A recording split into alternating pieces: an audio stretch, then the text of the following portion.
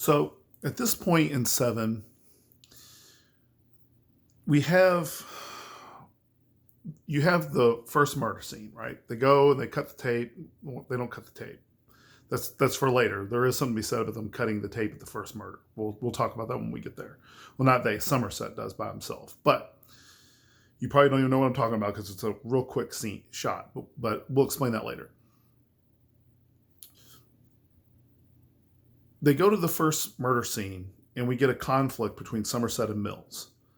Somerset's annoyed because Mills keeps talking. This is a theme throughout Seven, that there's this ambient noise that keeps bothering Somerset to the point that he has to use a metronome to sleep. Okay. And so Mills is part of like that ambient noise that's annoying him. There might be some things to be said about that. Probably not much. It's just that maybe to him, Mills is background noise, just like everything else in his life. And Mills isn't going to allow that to happen. And you'll see that. It makes Mills a more interesting character because it's not just two detectives that don't like each other. It's more than that. It's Mills has to push back against Somerset's nature. And it makes you as an audience member grow into the idea that Somerset will warm up to Mills. And of course, that process makes the ending that much more devastating, which will get you. Of course, if you're worried about spoilers, I'm sure you aren't watching this. You'll hopefully be watching the movie, but because you're not going to get much out of this. But if you haven't seen the movie, now look at my notes here. But remember this: if you've seen Seven a bunch of times, you may forget the initial feelings you had when you saw it. The first murder, this is going to be about a serial killer. But what happens the first murder is you don't see the word gluttony. It's just a strange murder. And in fact, when they go to talk to the chief of police, he says, somebody had a problem with the fat guy and decided to torture him. And that would be a rational conclusion based on what they found. And they don't find the word gluttony until they find the plastic strips in the guy's stomach, which was from the refrigerator being pushed back, okay? Hiding. So you've already gone to the second murder and found the word greed written in blood on the lawyer's floor. So the two things don't appear to be connected. Now, this is important for many, many reasons, but it's mainly important for narrative structure. Okay, it's a bit of a twist to find the word gluttony. I mean, not the word gluttony. To find the word greed at the second murder instead of the first. And the reason why is it causes the audience and the detectives to try to make logical connections. The audience, just by the narrative, is going, well, there's got to be some connection. And the detectives are going, something's going on here. And Somerset goes back to the first crime scene, and it shows a close-up of his switchblade slicing open the caution tape. This is actually somewhat significant, and we'll get to it, okay, in another video. But there is a reason for this. They actually focus on his switchblade several times. And that's when he discovers that the strips, and he looks behind and sees the word gluttony. And that's where he gets the letter that I talked about in the last one that really describes him and his situation just as much as it describes what John Doe is doing. Okay? John Doe is doing something that's supposed to wake people up out of their apathetic stupor. And for and for Somerset, he's trying to get out, but he's going to have to go through hell to do it. And so, and of course, the hell orchestrated by John Doe. Now, there are problems, big problems, with the basic story here. And what I mean is, when you have a detective story, and it's find a clue, go to the next scene. Find a clue, go to the next scene. Find a clue, go to the next scene. Find a clue, solve the murder, right? That makes for some really bad primary characters. detectives that just hope that the killer left a clue. That doesn't make for interesting characters.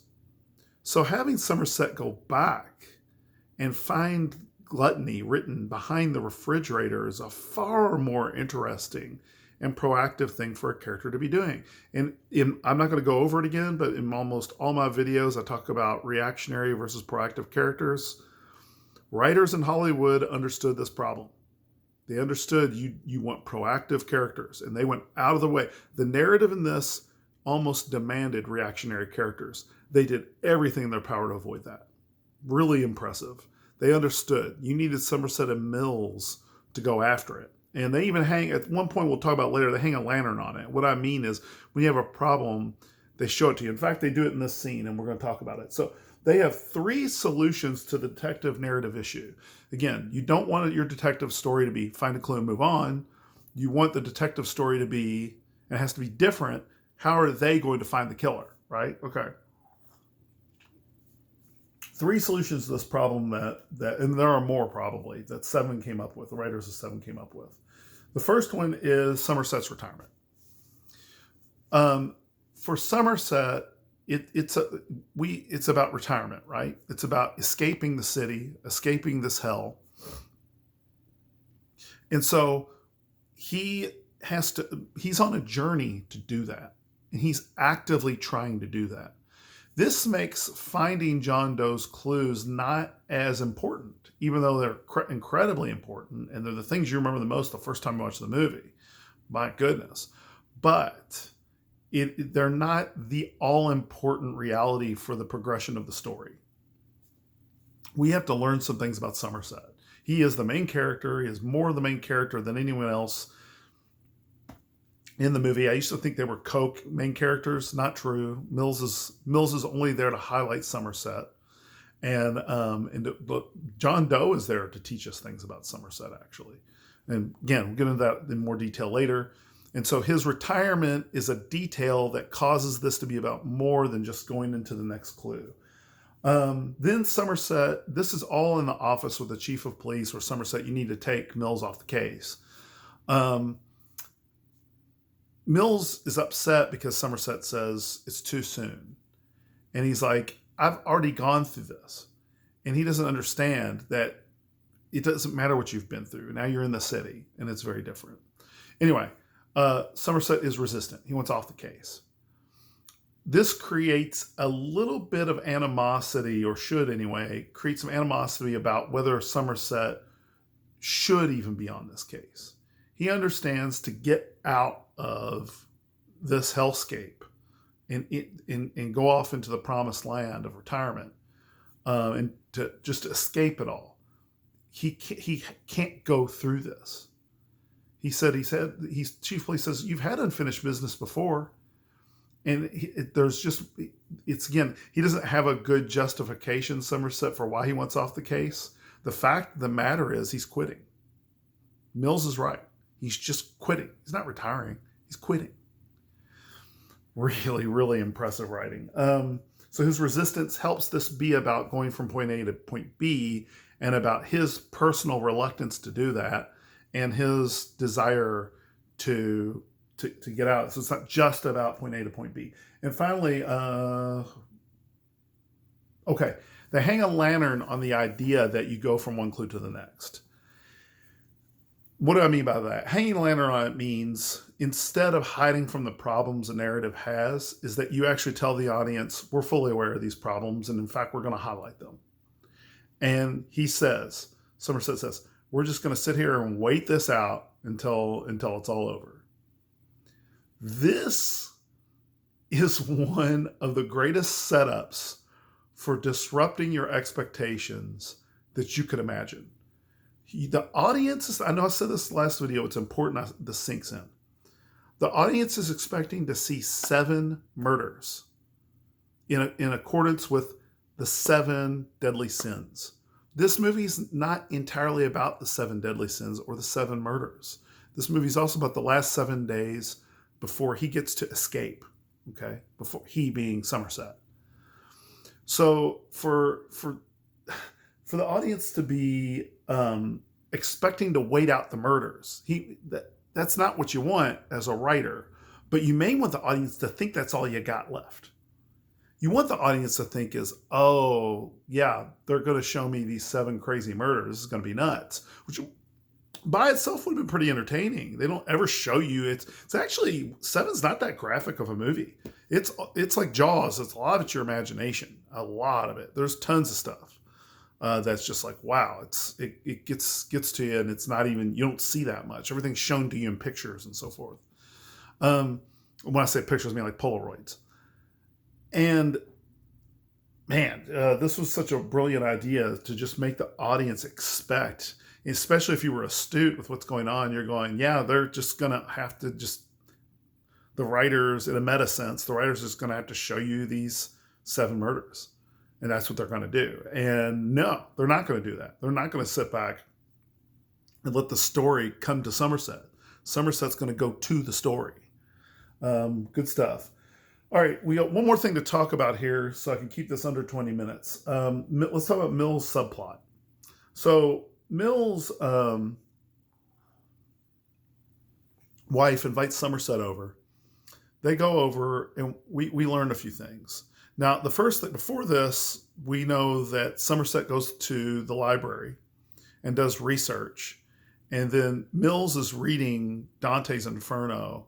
And there's some really good dialogue where Mills just gets furious. And he's like, Dante. And he throws the book and he's like, poetry. Like he just hates it. And then an officer comes up and gives him Cliff's Notes. If you don't know what Cliff's Notes are, they're just a condensed version. They hit the highlights of a book. That way you don't have to read the whole book. I took a class in college where the professor said, you're permitted to read the Cliff's Notes. And I was shocked. I was like, no one in the class understood how big of a deal that was. It's like, he just cut our workload by like 90%. I couldn't believe that he allowed that. In fact, I didn't believe him. I still read most of the book too, because I didn't believe him. I think he must have thought you can go to Cliff's Notes to look up certain aspects or something. But anyway, so when Mills gets the Cliff's Notes, now what are we learning about Mills through this? He's impatient. He's not going to wait to get results. He's impatient. This is very important, okay? Very important, as you know if you've seen the movie. So they go over to the house. Somerset goes over there. And having the wife talk to Somerset and invite him over gives you the impression that the problem is she wants Mills and Somerset to get along. But again, they're going to subvert those expectations. That's not what this invite's about. This is about her finding someone else that can be a confidant, because she's got a problem. Mills, because he's impatient, took her and himself to the city. She hates the city. She makes this very clear, but she can't tell him about it. Why can't she tell him about it? Well, the story, it hides this from you. He apparently is really good at talking people into things. Mills is. You don't see it. You just hear it in bits and pieces. That's one of his character traits, is he can talk people into anything. And he does talk Somerset into several things. He talks Somerset into liking him and stuff like that. And he is persuasive. Mills is persuasive. In fact, in the final scenes where Mills is talking to John Doe, what's supposed to be happening there is a clash of titans. Mills and his silver tongue versus John Doe. That's what's supposed to happen. Unfortunately, I think the way it was edited, it just doesn't come out very well. But so she's not able, so she needs someone else to talk to other than Mills, her husband, because he'll talk her into whatever he wants. And this is proven true by a conversation that Somerset and Gwyneth Paltrow, I forget her character's name, are going to have later. Because he's going to say something that parallels what happened with Mills. So she's afraid of telling Mills about the child because she's concerned that he may want to have the child, aborted. And I'm not shying away from that issue in this. In fact, I have a lot to say about movies in the 80s and 90s that talked about the abortion issue, but I'm not going to talk about it now until we get to the scene. And she's worried Mills is going to talk her into giving up the baby. And so, and how do I know that? Because she never comes out and says it. I know it because Somerset says that's what he tried to do. But the way he did it was pressure the woman he was going to marry. And so you kind of get this idea. Again, it doesn't come out very easily in the story, but that's really what's happening here. Is just, at least that's my best, that's the best I can gather from this, is that's what it looks like. So she needs to go to Somerset so that Mills won't talk her into something she doesn't necessarily want to do. And so, and also Mills is hasty. He'll hear that she's pregnant and may just want to say, no, we're moving on. We're getting rid of the kid. He might do that. And so she's just like going to Somerset to get some advice, going to someone else she can actually talk to that isn't going to try to change her mind. All right. So when they're in the house, this is my final thing I'm going to say about this. When they're in the apartment, Somerset is talking to them, and all of a sudden things are shaking. They start holding glasses down and stuff. And a subway comes by and shakes the whole house. Or not a subway, the L train or whatever it is outside. And he says, real estate agent tricked us. He said he would only let us see this place for 5 minutes at a time. And she says, yeah, we really liked him because he was so efficient. We thought he was efficient. But what he was really doing was trying to keep them from staying too long before they heard the L train come through. Why did they like him? Well, they liked him because he's quick and efficient. Just get it done. Get it done. That's Mill's attitude. Get it done. Get it done. Let's go. Let's get it done. He's very hasty, or cavalier would be the right term to use. He's cavalier. He just, he's not going to make a lot of considerations here. This is, and he can get his way doing it that way, by the way. It's a good reason why he's a silver tongue. That's how he gets by. He does things quick, and so he just moves on. Want to go to the city now? Go to the city. Your wife's going to hate it. She'll get used to it. It's not that he doesn't love her, right? He loves her plenty. It's just, anyway, I don't mean to ramble here. So this was a little bit of an odd part of, again, I said I don't know how many parts this is going to be because I don't want to limit what I can say about this because there is so much to say. So I don't believe the next part will be the last part. There also might be some repetition in all of this. I apologize for that. It's not what I'm trying to do. Like and subscribe, and have a good one.